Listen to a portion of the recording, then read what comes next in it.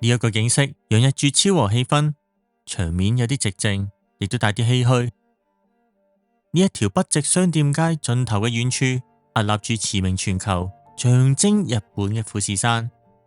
喺現實世界可以睇到呢個景色，的確有啲超乎想象。近年以富士山為主題嘅拍攝掀起咗熱潮，唔少遊客都會去拍攝場地親自影低美景。要去呢個拍攝場地唔係好難，尤其是對於住喺首都圈嘅人嚟講。例如喺東京出發嘅話，搭 JR 向西行，經中央線去到高尾站，進入中央本線行半個鐘頭左右，就會去到山梨縣嘅大月站。呢一度有條地方路線富士急行線，列車由大月站開出，一直向西南行，逼近富士山，終點就係河口湖站。提到河口湖，離火車站唔係好遠嘅地方，亦都有另一個拍攝富士山嘅好場地。招牌以藍色為主嘅便利店 Lawson 後面就出現咗鋪咗白雪嘅富士山頂。最深日本今集以富士急行線為主題，乘搭列車由大月站去到河口湖站。影片裏邊會介紹沿線三大拍攝富士山壯麗景色嘅地點之外，亦都從車窗眺望富士山，亦都會睇睇富士急行線嘅誕生同埋發展。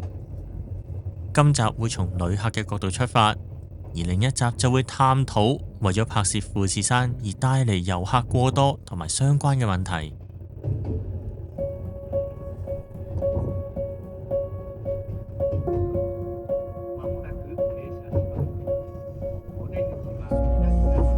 富士急行線以最接近富士山嘅鐵道嚟做招來。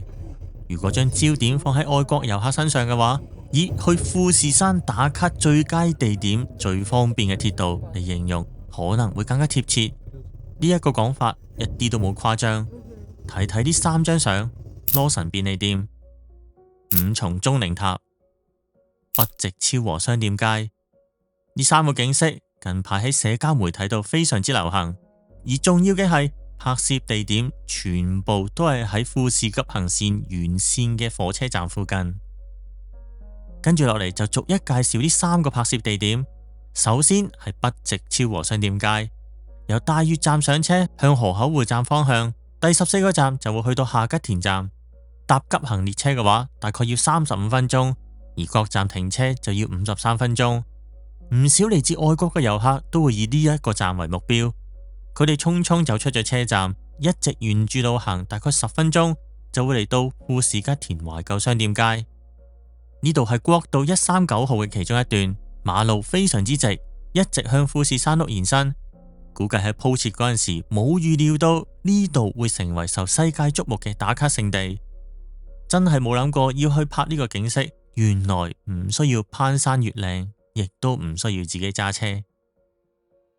跟住就係五重鐘靈塔，要去呢個拍攝場地睇嚟有啲難度，不過只係喺下吉田站行20分鐘左右就到。出咗下吉田站之後，先向右行，越過路軌去車站出口嘅另一邊。沿途嘅指示都好清晰，而且地板都鋪得好靚，明顯就係俾遊客可以行得更加舒服。目的地喺新倉山淺間公園裏邊，途中會經過新倉富士淺間神社。行上398級樓梯就會去到五重鐘靈塔。呢個拍攝地點位置比較高，前面冇障礙物，可以盡情咁樣享受富士山呢一個美景。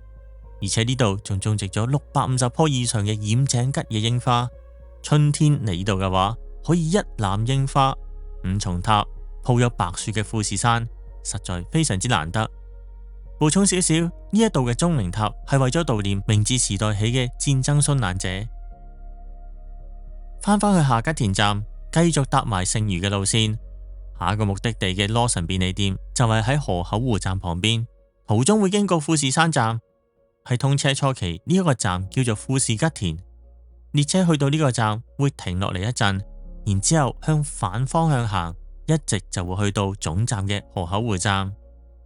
出咗車站之後，行去大馬路，轉左沿住路行，大概3分鐘左右就會去到 Lawson 河口湖站前店。以藍色為主嘅 Lawson 招牌，背後有藍天白雲，仲有屹立住山頂鋪上咗白雪嘅富士山。呢個風景真係嘆為觀止，唔怪得呢度吸引咗嚟自世界各地嘅遊客。不過大量遊客冇點樣帶動呢一度嘅經濟，反而對當地居民造成滋擾。當地政府採取咗措施，曾經喺拍攝地點拉上黑幕，令到遊客唔可以喺度影相，希望俾居民可以重拾昔日嘅安寧。有關富士山嘅遊客過多問題，當中涉及呢一度介紹嘅3個拍攝地點，會另外揾機會深入探討。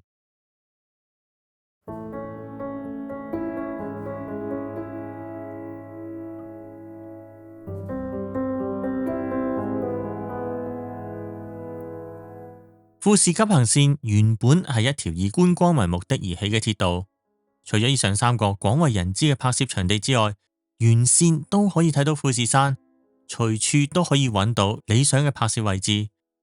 今次搭富士急行線，最初只係打算喺下吉田站落車，去北直昭和商店街睇一睇。不過出發之前再睇一睇地圖，就發現咗呢條國道139號喺較東北嘅地方分叉，成為2條直而長嘅馬路，一直向富士山方向延伸。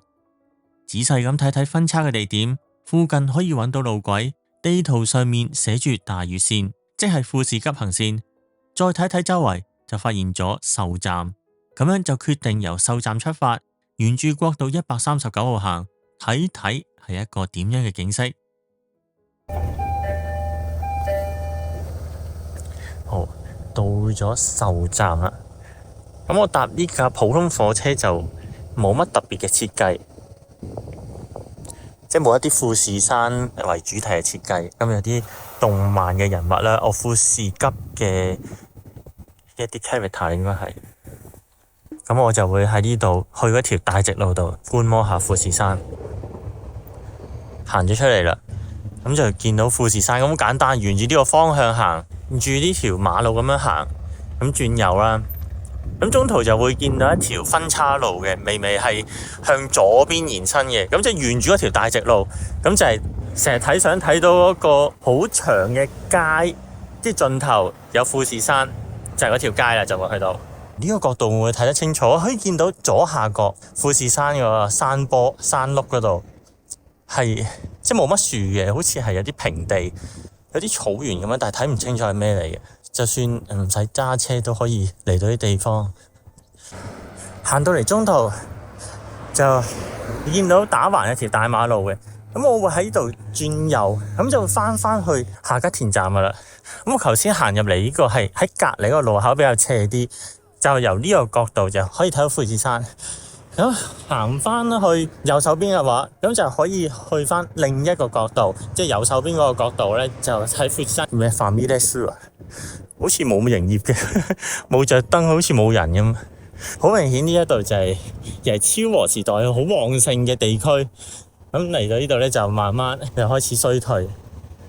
我見到係已經綠燈閃緊燈啦，咁我唔好過，咁等下一個燈先過去對面馬路。咁我行過去呢邊先啦。咁因為向住呢邊嘅正前方嘅方向係啱嘅，咁我先行咗去呢度，跟住再轉右。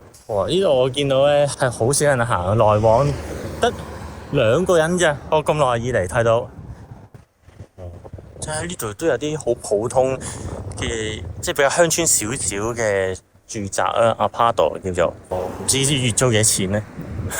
我真係一日24小時都可以睇到富士山。咁隔離呢一棟咧平房，係屋頂嗰度係安晒太陽能充電嘅。佢返嚟啦！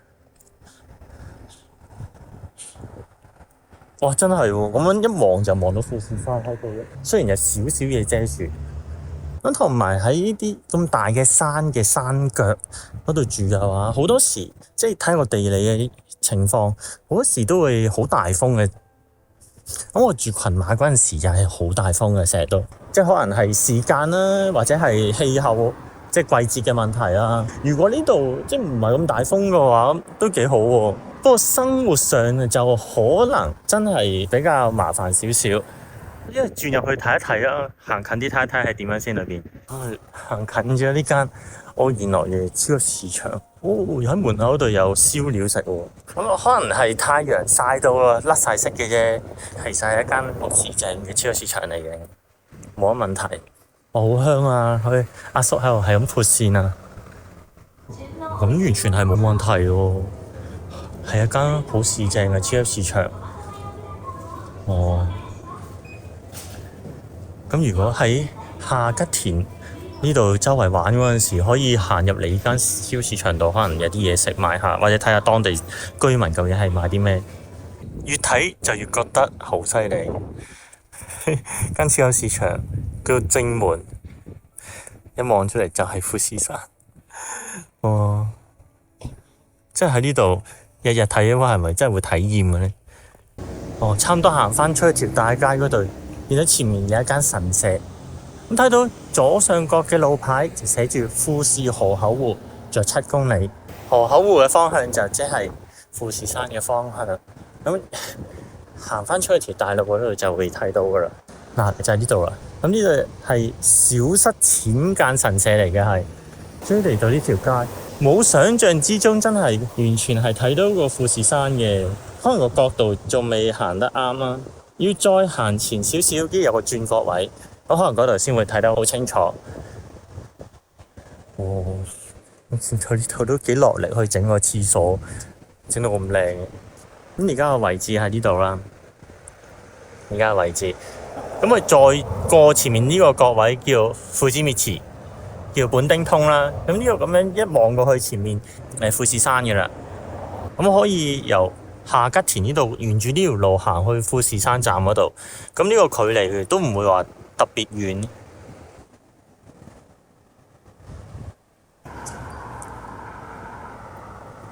我喺度行下，咁兩邊啲鋪頭咁又閂咗閘嘅。咁要再行前面轉角嗰個位，睇到好清楚富士山，咁先會開始多人。咁當然大家都係目的擺喺富士山嗰度，咁所以喺呢個角度咧，仲未睇到咁清楚嘅富士山。就會好不急及待咁樣再行前少少。哦，再行前呢係有工作人員喺度維持交通秩序，即係可以見證呢一度好多人。哇！再睇前面就睇到啦。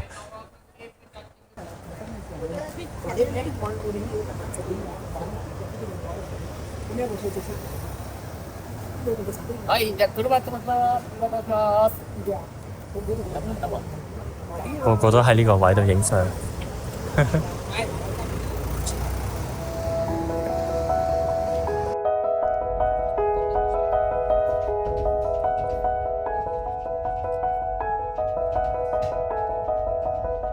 搭列車由大月站出發，大概10分鐘之後，隔住車窗就可以睇到富士山。隨住列車越駛近河口湖站，就會越接近富士山。喺車上面透過車窗慢慢去睇呢個變化，都可以講係一種有趣嘅享受方式。富士急行線係一條觀光路線，唔少遊客都會喺東京度出發，乘搭 JR 直通特急列車富士回遊，由新宿經中央本線，途中只係停立川站同埋八王子站，大概1個鐘頭嘅車程就會去到大月站。喺呢度唔需要轉車，列車會直接駛入去富士急行線，去到目的地嘅河口湖站，並且沿途俾乘客盡情享受富士山。今次拍攝係由甲府出發，搭 JR 經中央本線去到大月站，然之後轉車，同喺新宿站出發嘅列車啱啱係相反。而拍攝當日係星期六，朝頭早10點鐘左右，站裏邊已經逼爆晒遊客。因為冇計劃好時間同埋目的地，就決定去買套票，方便因應情況而更改行程。今次就買咗富士急特急自由套票，2日有效，可以搭特急指定席之外嘅任何列車。而搭特急指定席嗰陣時，另俾指定席嘅車費就可以。呢一款套票對於第一次用嘅人嚟講係有啲複雜，而售價係3000 yen，來回大月至到河口湖只需要2340 yen。就算途中喺夏吉田站度落車，車費未必會超過3000 yen。如果喺沿途多個車站落車嘅話，先至有需要去買呢種套票。除咗套票之外，仲要留意月台嘅位置。富士急行線嘅列車會喺1號同埋2號月台開出，而搭 JR 直通列車就要去3號月台。呢一度係 JR 線嘅月台，同富士急線嘅月台係唔同。我喺富士急行線嘅月台等富士回遊列車，差唔多到咗開出嘅時間，都未見到有車嚟，先至發覺月台係 JR 站嗰邊，得到工作人員嘅協助，先至趕得切上車。去到嗰陣時，架車已經坐滿晒乘客，咁就唯有企喺車門旁邊。原來呢一個位置都適合去望富士山。去到下吉田站，大部分乘客都會落車，我亦都去月台度睇一睇。除咗可以望到富士山之外，呢度仲展示咗一啲列車，不妨入去車廂裏邊參觀一下。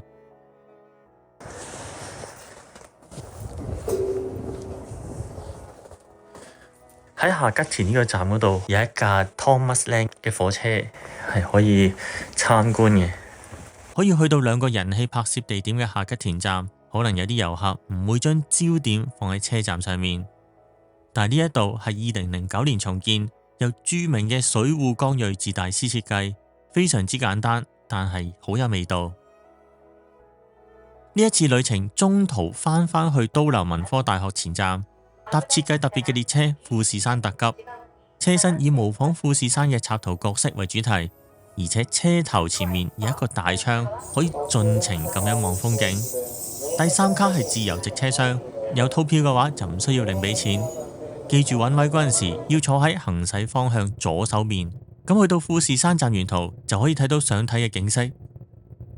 黃昏嗰陣時嘅風景另有一番風味。趕得切喺天黑之前去到富士山站，月台上面擺咗用嚟睇風景嘅凳。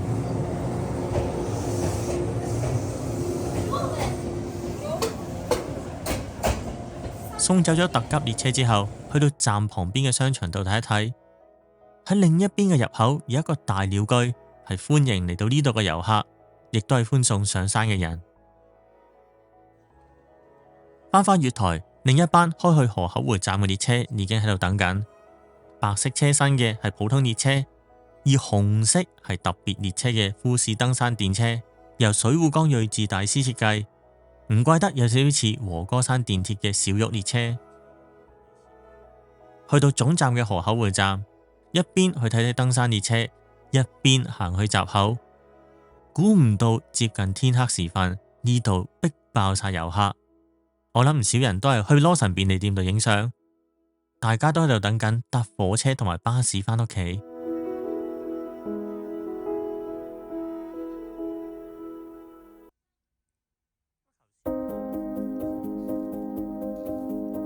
提到富士山嘅旅遊景點，除咗富士五湖之外，唔少人都會諗到御殿場嘅 Outlet。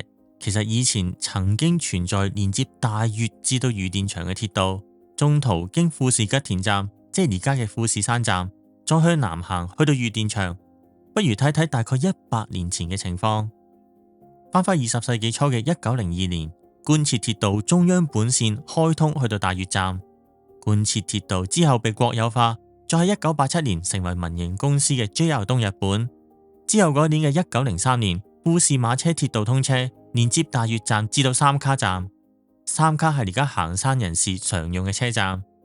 而另一方面，都留馬車鐵道連接3卡至到龍板卡，御殿場馬車鐵道就連接龍板卡至到御殿場。呢3條馬車鐵道路線連接起嚟，打通咗中央本線同埋東海道本線嘅交通。雖然物理上係連接住，但馬車鐵道並唔係好似火車咁樣有強大嘅運輸力，路軌都唔係統一規格，方便程度有限。富士山自古以嚟係日本人崇拜嘅地方，去到明治時代，由英國人等人士開發度假別墅，富士山作為觀光名勝嘅形象漸漸被接受。當時富士新延鐵道同埋東武鐵道嘅社長已經諗緊促進富士北陸觀光事業，同埋去起鐵道，但係唔好彩遇上經濟不景而中斷咗計劃。去到1925年，山梨縣知事對富士北陸觀光開發事業產生咗興趣，召集咗各個商家參加，結果落實咗起鐵道嘅計劃，成立咗富士山麓電氣鐵道，先後合併咗都留電氣鐵道同埋富士電氣鐵道。喺1929年開通咗大月至到富士吉田嘅鐵道，長大概23.6公里。軌距係喺日本稱為窄軌嘅1067mm，呢一個軌距適合喺山裏邊嘅地形。路線原本計劃包括經山中湖畔、龍板卡，總站就去到御殿場。不過大月至富士吉田通車咗唔係好耐之後，又遇上經濟大蕭條，呢一段路線嘅建設就未能夠實現，取而代之嘅就以巴士嚟補充運輸網。而家去富士五湖同埋富士急樂園玩嗰陣時，搭巴士都好方便。呢個情況就係當時鐵道建設部分失敗所造成嘅。而富士山麓電氣鐵道喺1960年就改咗公司名，成為富士急行。呢一間公司營運鐵道之外，仲包括富士山一帶嘅巴士路線，仲有富士急樂園，差唔多包辦晒呢一度嘅觀光旅遊事業。去到2022年，富士急行將鐵道事業獨立，成立咗富士山麓電氣鐵道，即係令1926年誕生嘅公司復活。來回大月至到河口湖嘅鐵道路線正式名稱係富士山麓電氣鐵道富士急行線，不過就冇其他路線。諗翻北陸觀光開發事業，由山梨縣同埋當地公司主導，並且取得成功，成果持續到去今日。而喺片裏邊提及過3個拍攝富士山嘅地點，都係位於山嘅北邊，即係可以話北陸觀光開發事業影響咗而家嘅旅遊潮流。對於北陸觀光開發事業，當時啲人都擔心對環境會造成破壞。關於起鐵道同埋馬路嘅交通網，難免對環境造成少少負擔。而富士急樂園嘅前身富士五湖國際滑冰中心，選址喺岩石區上面，唔需要砍伐樹木，反而公司喺園裏邊植樹，綠化咗環境。去到今日，富士急行對砍伐樹木好謹慎，喺1960年代已經定下咗規則，要經過高層職員同埋社長嘅批准。